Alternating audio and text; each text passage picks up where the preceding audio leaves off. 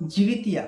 जिवितिया क्यों मनाया जाता है, कैसे मनाया जाता है और कहाँ का ये त्यौहार है, क्यों है, तो आइए जानते हैं।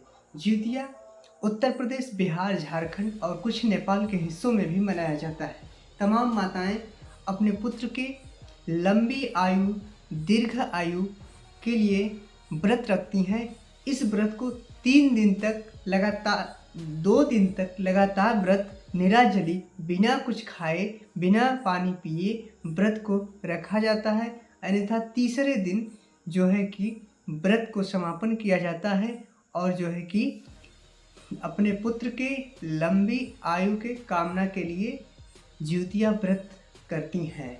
और उन्होंने और झारखंड और उत्तर प्रदेश और बिहार और नेपाल के कुछ तराइन हिस्सों में कुछ माताएं वहाँ भी जिउतिया का व्रत करती हैं।